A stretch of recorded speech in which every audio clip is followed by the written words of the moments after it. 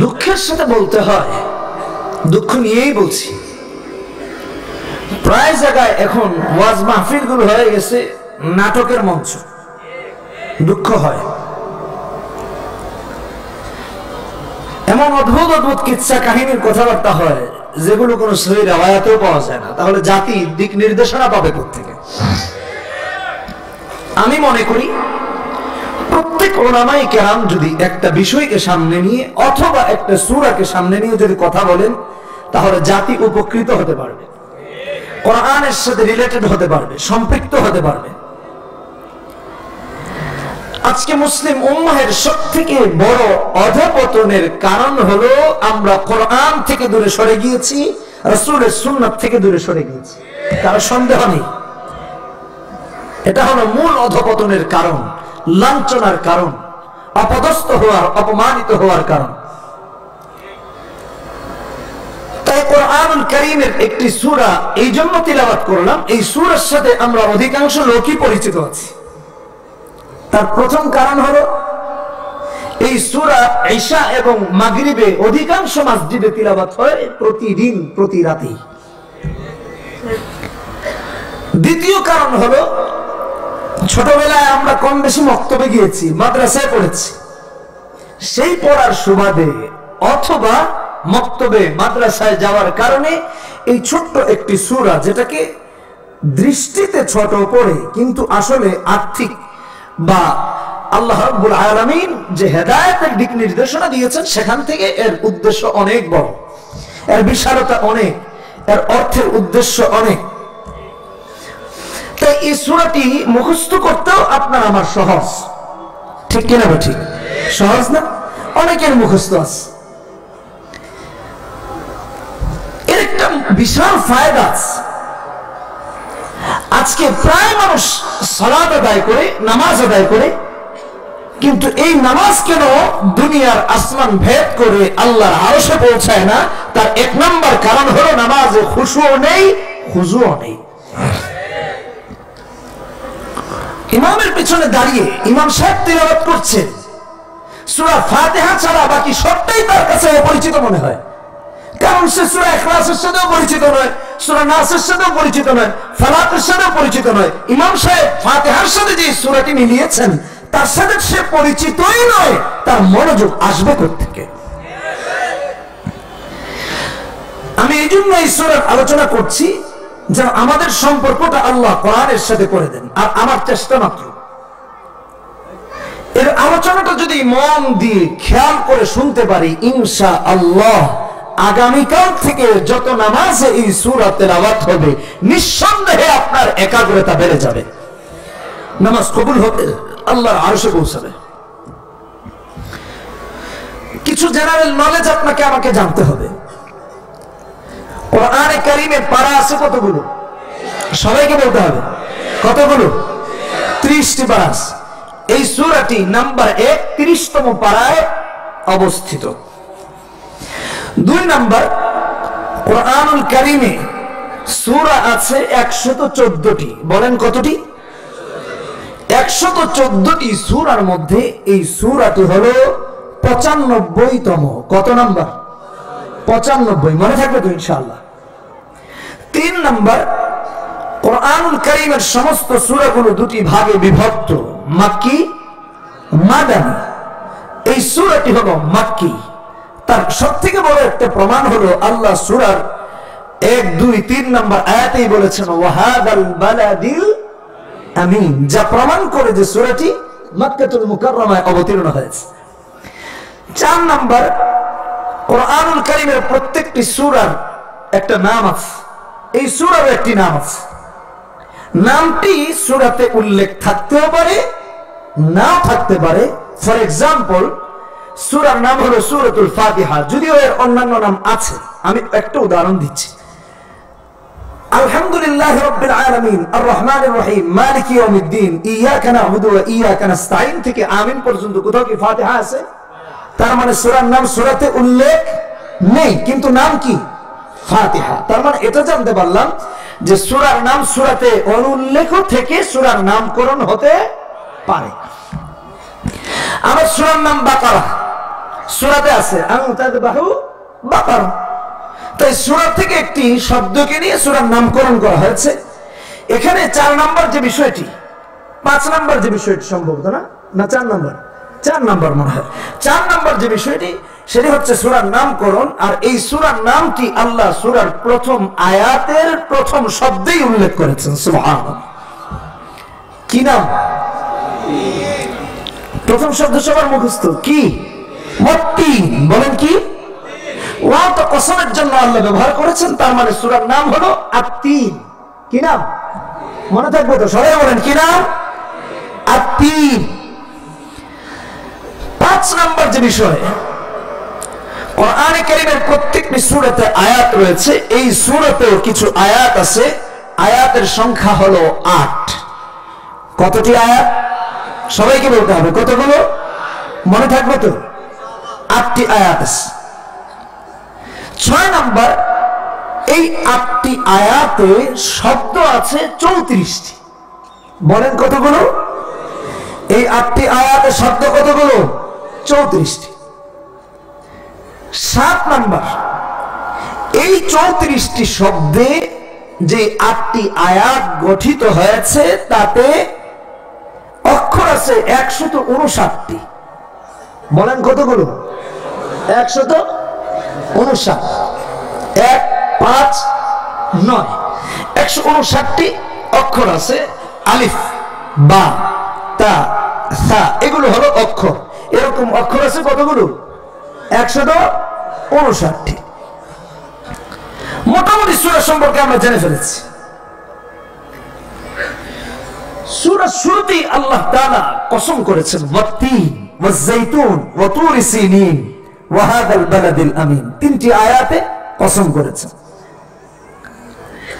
প্রশ্ন হলো, কসম করতে হয় আল্লাহর নামে। কার নামে? তবে তার মাখলুকের জন্য এই বিধান, খালেকের জন্য না। আপনি আর আমি যদি কসম করি তাহলে এই কসম কার নামে করতে হবে?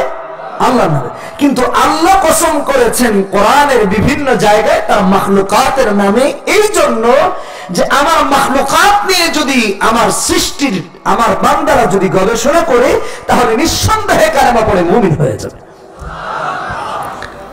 সৃষ্টি থেকে স্রষ্টাকে চেনার উপায় হিসেবে আল্লাহ তার সৃষ্টির কসম করেছেন। তার মধ্যে 1 নম্বর কসম করলেন ওয়াত্তিন। সবাই বলেন কি? বিসমিল্লাহির রহমানির রহিম। ওয়াত্তিন। তিনের কসম করেছেন। তিনটা কি? এটাকে বাংলায় বলা হয় ডুমুর ফল, আঞ্জির ফলও বলে। ইংরেজিতে বলা হয় ফিগ ফ্রুট। এটা এমন একটা কি ফল যে কসম করতে হবে? কিন্তু আমার প্রশ্ন হলো, আল্লাহ কি যেন তেন কোনো কিছুর কসম করতে পারেন? আল্লাহ তো যে জিনিসটার কসম করেছেন এটার বরত্বের দিক বিবেচনা করেই করেছেন, যেন এটা নিয়ে গবেষণা করলে নাস্তিক থাকবে না, আল্লাহতে বিশ্বাসী হয়ে যাবে। তাহলে তিনটা কি? তিনটা এমন একটি ফল, পৃথিবীর শুরু থেকে আজ পর্যন্ত গোটা পৃথিবীর মেডিকেল সায়েন্স, চিকিৎসা বিজ্ঞান যে সমস্ত রোগের ঔষধ আবিষ্কার করতে পারেনি, আল্লাহ 1450 বছর আগে এই সূরা 3-এর ভেতরে 3 নামক ফলটিতেই সেই ঔষধ আবিষ্কার করে দিয়েছে। এই জন্য আল্লাহ 3-এর কসম করেছেন। ভাই আমার, বন্ধুরা আমার, ইমাম কুরতুবী রাহমাতুল্লাহি আলাইহি তার তাফসীর কুরতুবীর মধ্যে আর কথা বলতে গিয়ে বলেন হুয়া তিনুকুমুল্লাযী তাকুলুন। তিনটা হলো এমন একটা ফল যেটা খাওয়া হয়, গ্রহণ করা হয়, আহার করা হয়, এটার নাম হলো তিন। তিনের যদি আরো ব্যাখ্যা দিতে হয়, ইমাম কুরতুবী তার তাফসীর কুরতুবীর মধ্যে আরেকটি হাদিস নিয়ে আসছেন। عن أبي ذر رضي الله تعالى عنه قال أهدي للنبي صلى الله عليه وسلم سل تين فقال كلوا وأكل منه ثم قال لو قلت إن فاكهة نزلت من الجنة لقلت هذه لأن فاكهة الجنة بلا عجم বলেন আল্লাহু আকবার। আবু যর থেকে বর্ণিত তিনি বলছেন যে রাসূলুল্লাহ সাল্লাল্লাহু আলাইহি ওয়াসাল্লামের জন্য এক বাস্কেট, দ্যাট মিন্স একটা খাঁচি, আপেল আঙ্গুর একটা খাঁচিতে থাকে না, এরকম একটা খাঁচি বা বাস্কেট বা একটা ঝুড়ি 3 ফল দেওয়া হলো। নবীজি বললেন যে লাউ কুলতু ইন্না ফাকিহাতান নাযালাত মিনাল জান্নাহ লাকুলতু হাদি। প্রথমত যে কথাটা বললেন কুলু ওয়া আকালা মিনহু, নিজে খেতে বললেন সাহাবীদেরকে, নিজেও ভক্ষণ করেছেন, নিজেও খেয়েছেন।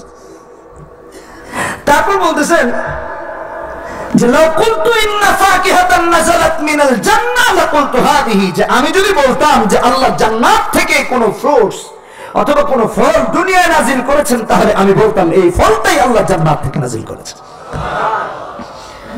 কেননা জান্নাতি ফলে বিচি থাকবে না, আর এই ফলেও বিচি নেই। বিচির মতো যেটা দেখা যায় সেটা খাবারের, এটা বিচি হিসেবে ফেলা নয়, অহেতুক কিছু নয়, এটার ভেতরে উপকার রয়েছে। অতঃপর আল্লাহ বলতেছেন, আল্লাহ রাসূল বলছেন ফাইন্নাহা তাকতাউল বাওয়াসির ওয়া তানফাউ মিনান নাকস। আপনারা যদি খোঁজ নিয়ে দেখেন, দেখবেন অধিকাংশ মানুষের ভেতরে পাইলস, অশ্ব যেটাকে বগন্দর বলে, লজ্জাস্থানে হয় অর্থাৎ মলদ্বারে হয়, বাথরুম করতে খুব কষ্ট হয়, আছে না নাই পাইলস? এরকম রোগ আছে তো, সবাই জানি তো। পাইলস রোগের জন্য এটা মহা ঔষধ, আল্লাহ রাসূল নিজে বলছেন। মেডিকেল সায়েন্সের কথা বলতেছে। ডাক্তারের কাছে গেলে তো 500 টাকা ভিজিটাকে দিতে হয়, তাই না? ঔষধ শিখে যাচ্ছেন, মাদানী ফাউন্ডেশনে টাকা পয়সা ঠিক মতো দিয়ে যায়। যাক, আজকে একটা ঔষধের নাম জানলাম। এটা তো প্রথম ওষুধের কথা বললাম, মানে প্রথম শেফার কথা বললাম, যেটা থেকে মুক্তি পাওয়া যায়। আরো অনেক শুনে যান। 2 নম্বর হলো ওয়াতানফাউ মিনান নাকস, শরীরের জোড়ায় জোড়ায় যে ব্যথা হয়, নড়তে পারি না, চড়তে পারি না, এর জন্য এই 3 ফল হলো মহা ঔষধ। বলেন সুবহানাল্লাহ। বলতেছেন কে? নবীজি। বলতেছেন কে? নবীজি। প্রথম তো আল্লাহ কোরআনে উল্লেখ করেছেন, নবীজি আলাদা কোরআন থেকে প্রেসক্রিপশন করছেন, এটার ব্যাখ্যা করছেন। শুধু তাই নয় ভাই আমার, বন্ধুরা আমার, গোটা পৃথিবীর মেডিকেল সায়েন্স গবেষণা করে দেখেছে এই তামাম পৃথিবীর শুরুলগ্ন থেকে আজ পর্যন্ত যেই ঔষধ এখনো পর্যন্ত কোন ডাক্তাররা আবিষ্কার করতে পারেনি, এখনো পর্যন্ত কেউ আবিষ্কার করতে পারেনি, কোন ঔষধ তৈরিকারী প্রতিষ্ঠানও করতে পারেনি। আল্লাহ রাব্বুল আলামিন কোরআনে কারীমের এই 3 ফলকে এমন ঔষধ করে দুনিয়াতে পাঠিয়ে দিলেন। সেটা কি? ক্যান্সার। মেডিকেল সায়েন্স গবেষণা করে বলছে যে ক্যান্সারের জন্য আজ পর্যন্ত যে ঔষধ আবিষ্কার হয়নি, এই আল্লাহ তাআলা 3 ফলের ভিতরে ক্যান্সারের ঔষধ রেখে দিয়েছেন। জোরে বলেন আল্লাহু আকবার। এই জন্য রাসূল বলছেন এটা খাও, এটার ভিতরে মহা ঔষধ আছে। 2 নম্বর হলো বন্ধুরা আমার,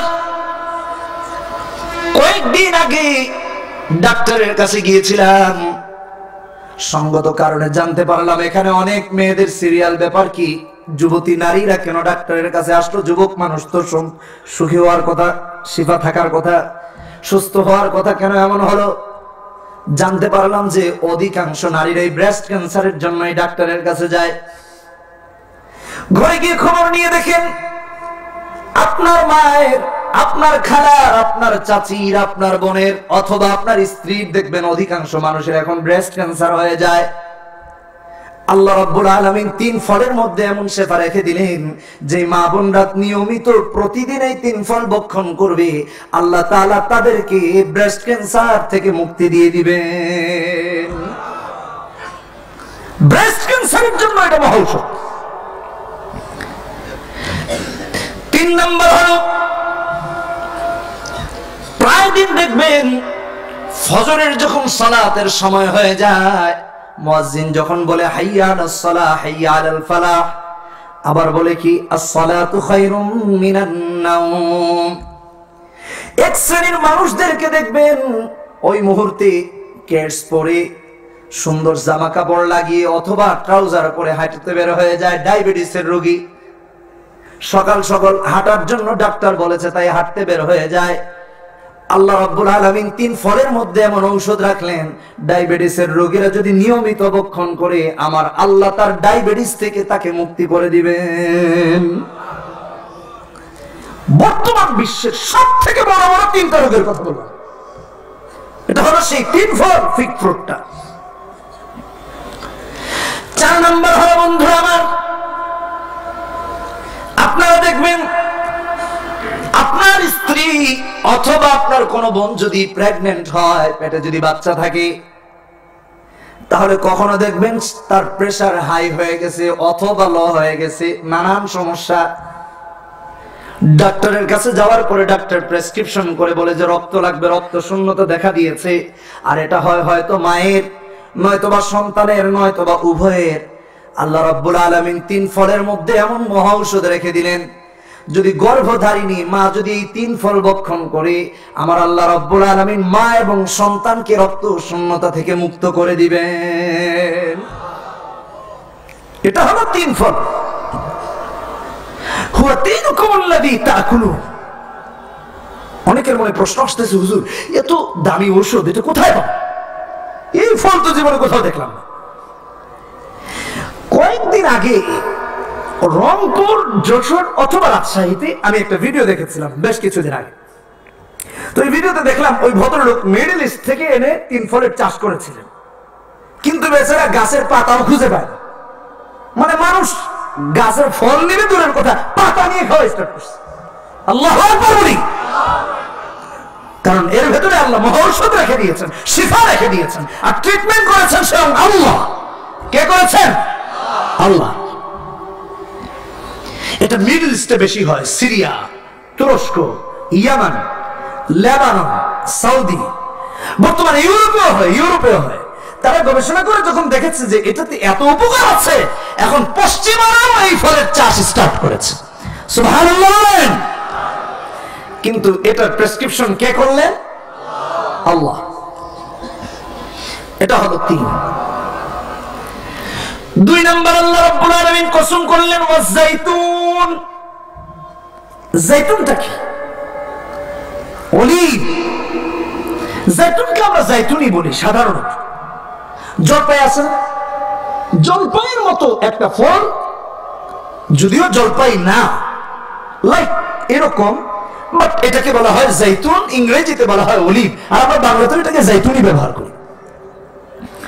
তো যে কথাটি বলছিলাম, এই জাইতুন ফল এটার অনেক উপকার। সুবহানাল্লাহ বলি।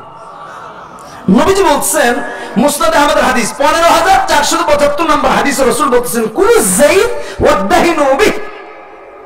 জাইতুন এটা খাও এবং এর তেল দেহে মাখো, শিফা দিবেন আল্লাহ। জোরে বলেন সুবহানাল্লাহ।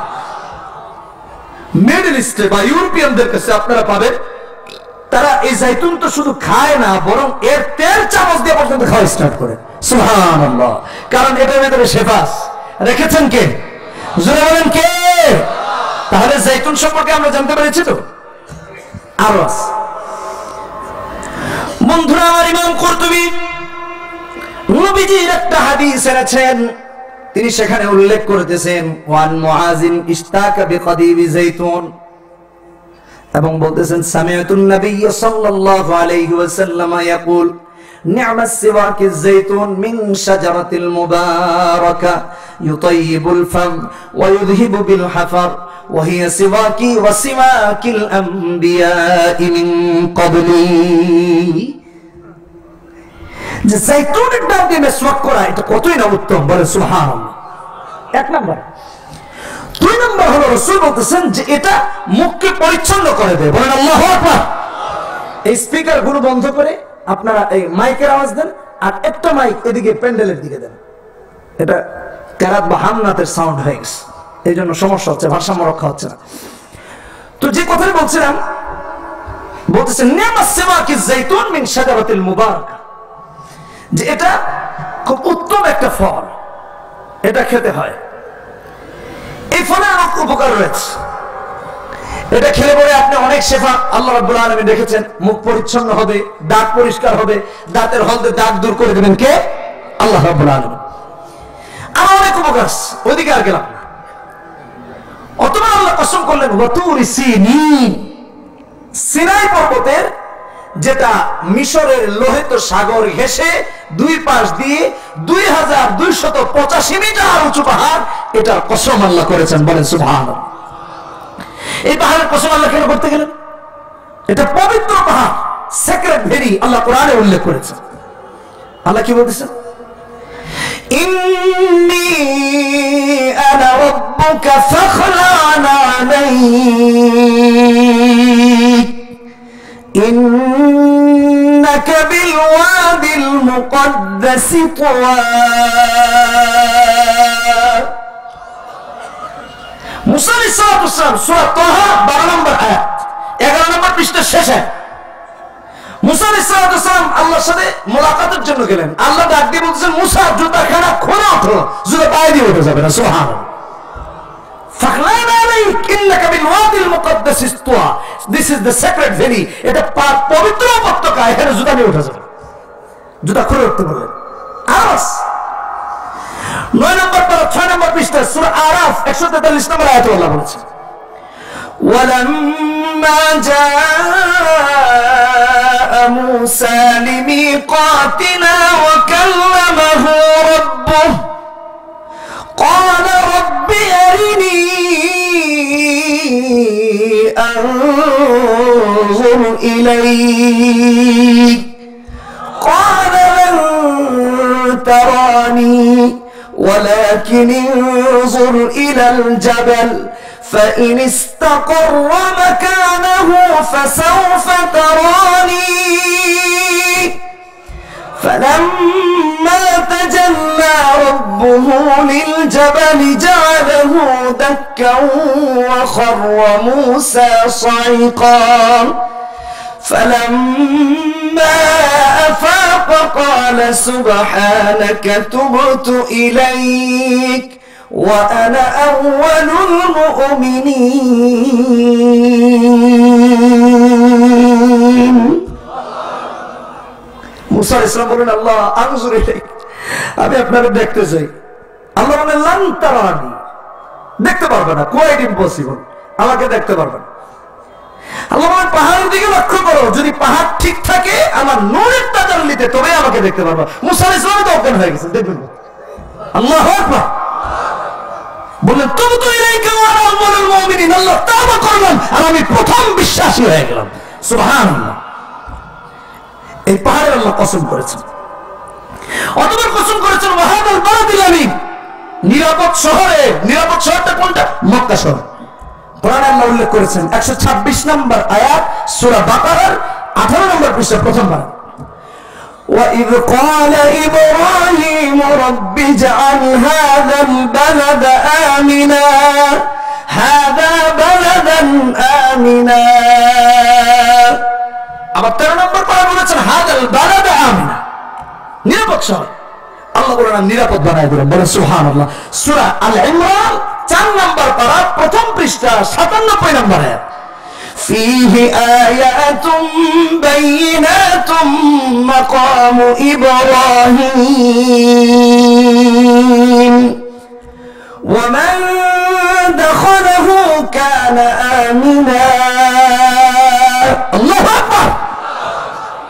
মান দাখালাহু কানা আমিনা, যে প্রবেশ করবে সে নিরাপদ হয়ে যাবে। বলেছেন কে? আল্লাহ। এতবার কসম করে আল্লাহ যে কথাটা বললেন, এটা কি সাধারণ কোনো কথা না গুরুত্বপূর্ণ কথা? গুরুত্বপূর্ণ কথা।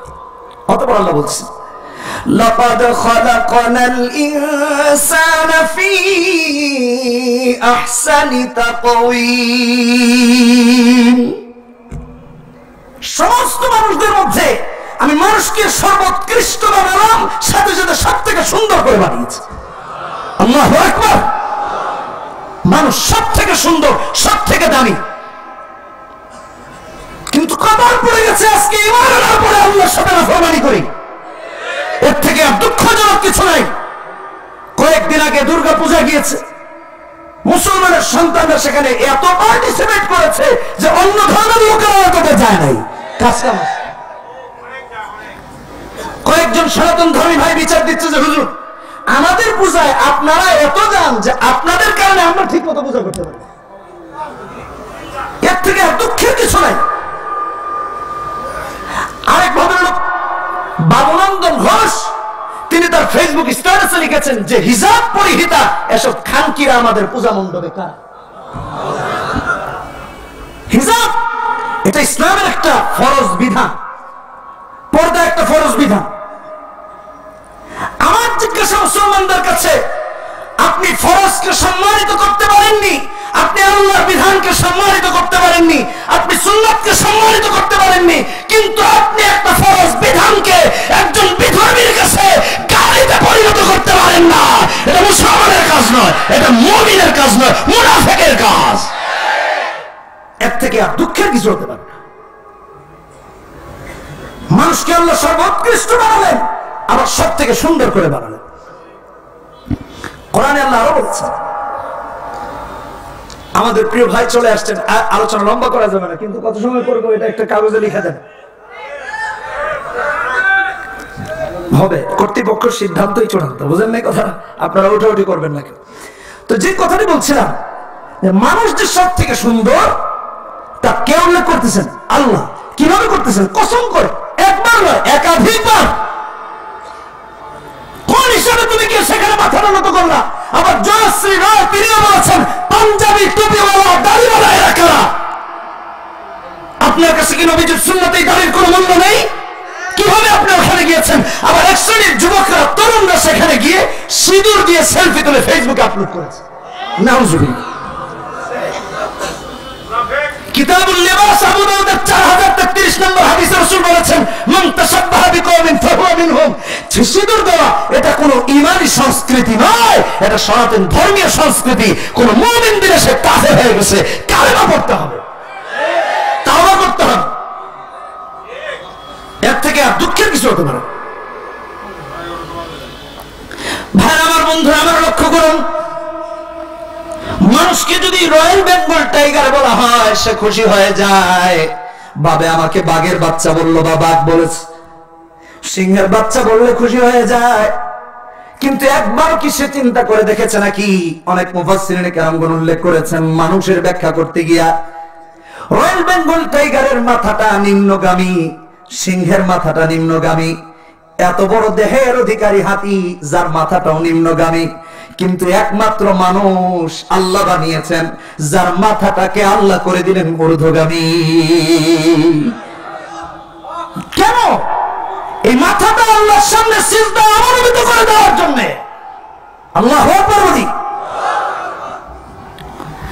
ভাইরা আমার, বন্ধুরা আমার, এই আয়াতের ব্যাখ্যা করতে গিয়ে ইমাম কুরতুবী খুব সুন্দর একটা উদাহরণ এনেছেন, বোঝানোর জন্য আপনাদেরকে বলি।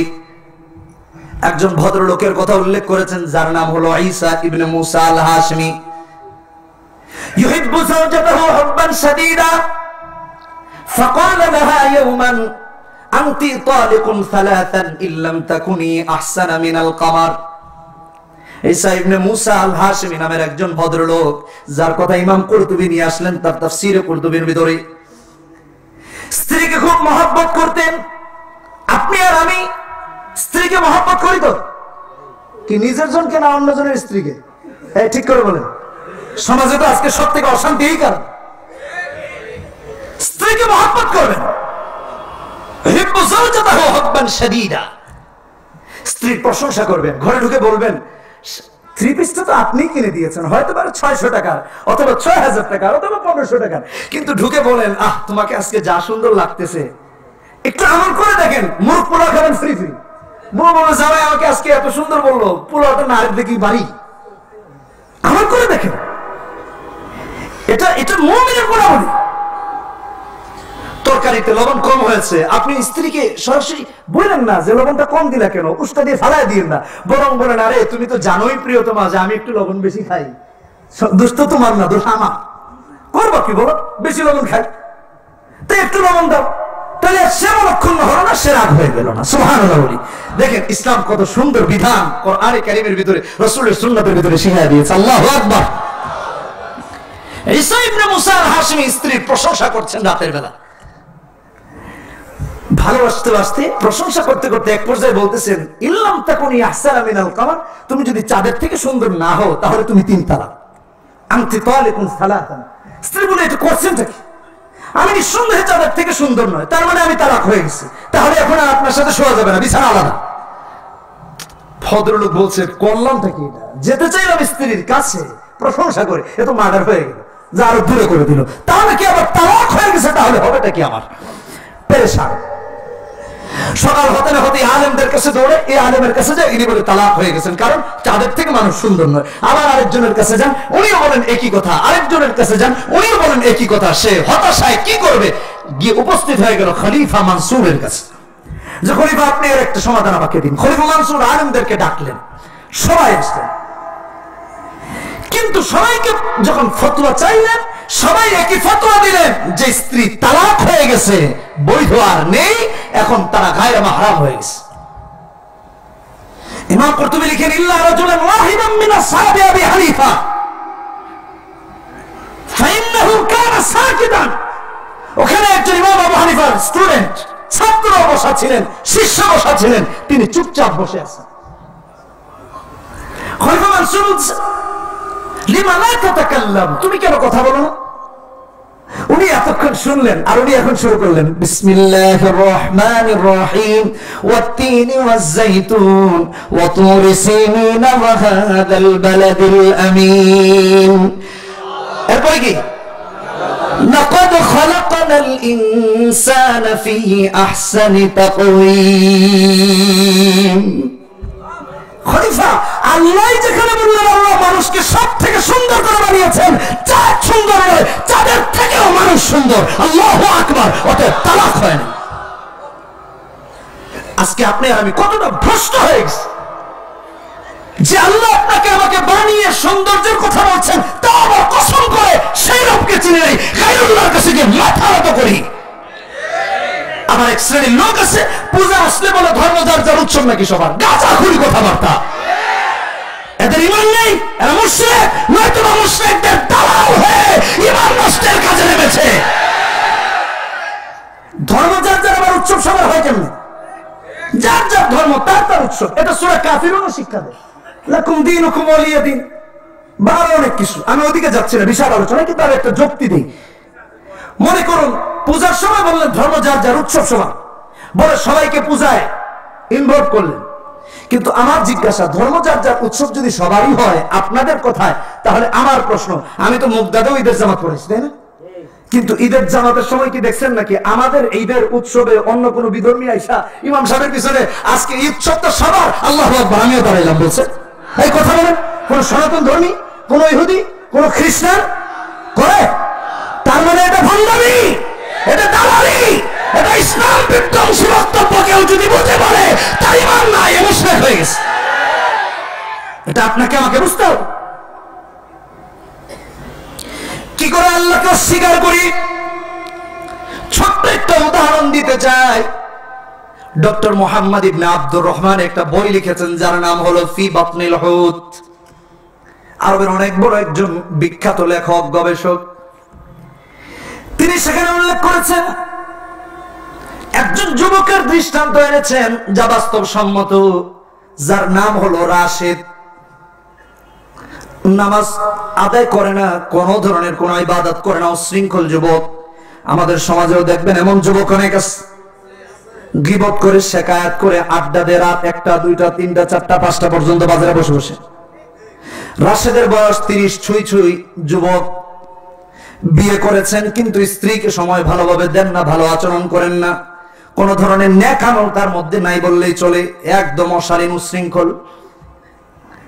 রাতের আড্ডায় প্রতিদিন যেরকম যান, এরকম একদিন আড্ডায় যাওয়ার জন্য রাতের বেলা যখন গেলেন, তার পাশ দিয়ে একজন অন্ধ লোক লাঠি ভর দিয়ে দিয়ে যাচ্ছে।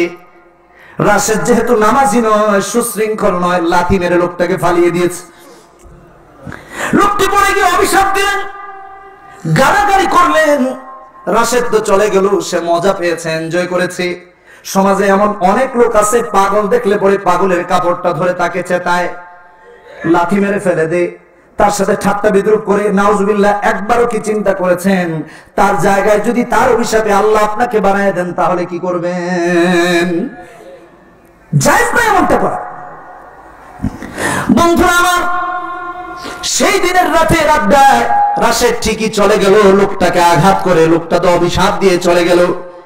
এদিকে রাশেদের স্ত্রী গর্ভধারিণী, প্রেগনেন্ট, পেটে বাচ্চা, ডেটও কাছাকাছি চলে আসছে। রাত যখন গভীর হয়ে গেল, পেটে ব্যথা উঠেছে। রাতের বেলা যখন রাশেদ বাসায় আসলো, স্ত্রীর ব্যথা দেখে সে হাসপাতালে স্ত্রীকে নিয়ে হাজির হয়ে গেল। ডাক্তাররা তাকে কেয়ার করতে লাগলেন, আলাদা জায়গায় নিয়ে গেলেন। রাশেদ বাহিরে দাঁড়িয়ে দাঁড়িয়ে অপেক্ষা করছে। ডাক্তারকে নাম্বারটা দিয়ে বলল, আমাকে ফোন দিবেন, আমার যদি সন্তান হয়, আমার ঘুম পাচ্ছে। বাড়ি চলে গেছে। ভোরবেলা যখন ডাক্তার তাকে ফোন করে বলল, রাশেদ তোমার একটা ছেলে সন্তান হয়েছে, তাড়াতাড়ি আসো, রাশেদ দৌড়ে এসে হাজির হয়ে গেল।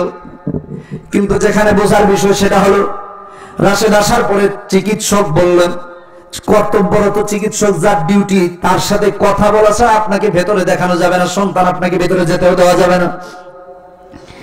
ডাক্তারের সাথে কথা বলার জন্য যখন রাশেদ গেলেন, রাশেদকে বলা হলো, এই চোখ আল্লাহ দিয়েছেন, এই মাথা আল্লাহ দিলেন, সব আল্লাহ দিলেন, কিন্তু যে আল্লাহ আপনাকে সন্তান দিলেন স্বাভাবিক কোন সন্তান নয়। আমরা পরীক্ষা নিরীক্ষা করে দেখেছি, যতদিন বেঁচে থাকবে ততদিন চোখে দেখতে পারবে না। রাশেদের মাথায় আকাশ ভেঙে পড়লো, যাই এটা তো আমি সন্ধ্যাবেলা একজন অন্ধ ব্যক্তিকে লাথি মেরেছিলাম, সে অভিশাপ দিয়েছিল, আমার মনে হয় আল্লাহর অবতীর্ণ হয়েছে। পেরেশান হয়ে গেছে। বন্ধুরা আমার, লক্ষ্য করুন, অন্যান্য সন্তানদের মতো আর রাশেদ নয়, আর রাশেদের ছেলেও নয়, নাম রাখলো সালেম। সন্তানের আস্তে আস্তে যখন বয়স হতে লাগলো, হাঁটতে শিখলো, হামাগুড়ি দিতে শিখলো, বয়স পড়ে গেল 10 বছর। এই 10 বছরের কোনদিন রাশেদ সন্তানকে কোলে নেয় নাই, জড়িয়ে ধরে নাই, ভালোবাসা নেই, মহব্বত করে নাই, চুমু দেয় নাই। 10 বছর যখন হয়ে গেল, রাশেদ তো নিজেও নামাজ আদায় করে না। একদিন এরকম পর্যায়ে রাশেদকে একজন ইনভাইট করলো ওলিমার জন্য, ওলিমা খেতে যাবে। রাশেদ তো জীবনে কোনোদিন জুমার নামাজ আদায় করে না, 5 ওয়াক্ত নামাজও আদায় করে না। আজকে চিন্তা করলো জুমার দিনে যে জুমার নামাজটা পড়ি, আর জুমার পরেই তো আমার ওলিমার দাওয়াত, ওলিমাতে চলে যাব। জুমার নামাজের জন্য যখন বের হবে, মূলত দাওয়াতের জন্য যাবে, দেখতে পাচ্ছে দরজায় দাঁড়িয়ে দাঁড়িয়ে তার অন্ধ সন্তান সালেম 10 বছরের কান্না করতেছে। রাশেদ আশ্চর্য হয়ে গেল, ছেলেটা আমার কান্না কেন করছে? জিজ্ঞেস করে, বাবা তুমি কেন কাঁদো? সালেম আর দাঁড়ায় না, সে অন্যদিকে যায়। 10 বছর তুমি আমার কোনো খবর নাও নাই, তোমার সাথে কোনো কথা নাই। কষ্ট পেয়েছে, অভিমান কাজ করছে। পেছনে যেদিকে যায় সে অন্যদিকে যায়, এদিকে যায় সে অন্যদিকে যায়। এক পর্যায়ে রাশেদের কাছে ধরা দিল। তখন সালেম বলছে, বাবা আজকে জুমার দিন, যদি মসজিদে আগে আগে না যেতে পারি, প্রথম কাতারে জায়গা পাওয়া যাবে না। আল্লাহু আকবার। এই জন্য কান্না করছি। ইতিমধ্যেই রাশেদের আরো 2টি সন্তান হয়েছে, যার একজনের নাম হলো ওমর আর আরেকজনের নাম হলো খালেদ। তো সে বলছে, ভাইয়ার জন্য কান্না করছি, কারণ আমি তো চোখে দেখতে পাই না, আমাকে হাত ধরে ধরে মসজিদে নিয়ে যেতে হয়। রাশেদ বলছে, বাবা আজকে আমি তোমার বাবাই তোমাকে মসজিদে নিয়ে যাব। সুবহানাল্লাহ বললেন না? 10 বছর কোনদিন আলিঙ্গন করেনি, চুমো খায়নি, আদর করেনি। সালেম বলে ডাক দেয়নি, সেই বাবা বলছে আজকে তোমাকে আমি মসজিদে নিয়ে যাব। সালেম অন্ধ খুশি হয়ে গেল, মসজিদে যাওয়ার জন্য রওনা হলেন। পিতা পুত্র, বাবা তো চক্ষুষ্মান, কিন্তু ছেলে হলো অন্ধ। ছেলেকে বাবা গাড়িতে উঠাতে নিল। ছেলে ডেকে বলে, বাবা মসজিদে যদি হেঁটে হেঁটে যাওয়া যায়, আল্লাহ রাব্বুল আলামিন আমলনামায় বেশি নেকি লিখে দেন। গাড়িতে নয়, হেঁটেই চল। মসজিদ হয়ে গেল। প্রথম কাতারে গিয়ে নামাজের জন্য উপস্থিত হয়ে গেল রাশেদ এবং সালেম। ইমাম সাহেব সালাম ফিরালেন। সুন্নাহগুলো আদায় করার পরে অন্ধ সালেম বাবাকে ডেকে বলে, বাবা মসজিদের সামনে কোরআনুল কারীম রাখা আছে, একখানা কোরআন আমার হাতে এনে দাও। নবীজি বলেছেন জুমার দিনে যেন সূরা কাহফ তেলাওয়াত করা হয়। রাশেদ আশ্চর্য হয়ে গেল, আমার ছেলে তো চোখেই দেখতে পায়, তো কোরআন তেলাওয়াত কি করে করবে? আর তুমি তো 10 বছর ছেলে খবরই নাও নাই। বন্ধুরা আমার, কোরআন কারীম যখন অন্ধ সালেমের হাতে এনে দেওয়া হলো, অন্ধ সালেম বলতেছে, বাবা 15তম পারায় একটা সূরা আছে, যে সূরার নাম হলো সূরাতুল কাহফ, এটা বের করে দাও। বাবা তাকে সূরা কাহফ বের করে দিলেন। অন্ধ সালেম পড়তে আরম্ভ করলো, আলহামদুলিল্লাহিল্লাযী আনজালা আলা আবদিহিল কিতাবা ওয়া লাম ইয়াজআল লাহু ইওয়াজা।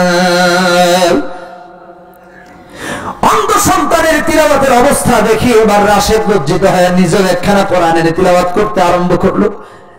ছেলের তিলাওয়াত শুনে শুনে কান্না করতে লাগলো আর বলতেছে, আল্লাহ, আসলে আমার রাশেদ, আসলে আমার সালেম অন্ধ নয়, বরং অন্ধ দেখতেছি আমি। অন্ধ তো যেন আমি হয়ে গেছি, আমার সালেম অন্ধ না। নিষ্পাপ অন্ধ সালেম যখন পিতার কান্নার আওয়াজ শুনতে পারলো, তার নিষ্পাপ দুটি হাত দিয়ে পিতার চোখের পানিগুলো মুছে দিয়ে আর বলে, বাবা আজ থেকে তওবা করো, আর জীবনে নামাজ বাদ দিবা না। রাশেদ তওবা করলেন, আল্লাহর কাছে ক্ষমা চাইলেন এবং কমিটমেন্ট করলেন, প্রমিস করলেন আল্লাহর সাথে যে আল্লাহ, জীবনে আর যতদিন বাঁচবো কোনোদিন নামাজ বাদ দিব না।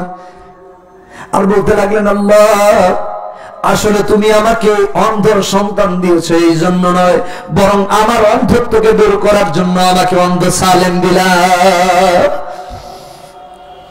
অন্ধত্ব দূর হয়ে গেছে, আর জিন্দগিতে কোনোদিন নামাজ মিস হয় নাই, বেনামাজিদের সাথে চলে নাই, গাঁজাখোরদের সাথে চলে নাই, ইয়াবাখোরদের সাথে চলে নাই, অশালীন বন্ধুদের সাথে চলে নাই, তওবা করে আল্লাহর ওলি হয়ে গেছে। যুবকদের কাছে আমার অনুরোধ, আল্লাহ রাব্বুল আলামিন আমাদেরকে যেন রাশেদের মতো অন্ধ না রাখেন। ঠিক কিনা ফিজুর বলেন? যারা এরকম শিরকি কাজে লিপ্ত হয়ে যায়, অন্যায় কাজে লিপ্ত হয়ে যায়, আমি বলি তারা অন্ধত্বের ভেতরে আছে। কথা বলেন ঠিক কিনা বেটি? আল্লাহ আমাদের এই অন্ধত্ব দূর করে চক্ষুষ্মান, বিবেকবান, বিবেক সম্পন্ন এবং আল্লাহকে চেনার তৌফিক দান করুন। জোরে বলেন আমিন। কোনদিন সুযোগ হলে সূরার বিশদ আলোচনা করব। আজকের মতো এখানে শেষ করছি। ওয়া আখির দাওয়ানা আলহামদুলিল্লাহি রাব্বিল আলামিন। আসসালামু আলাইকুম ওয়া রাহমাতুল্লাহি ওয়া বারাকাতুহু। কুয়েত থেকে আয়া পড়ছে, ওনার না করবেন কেমনে? আচ্ছা যাক।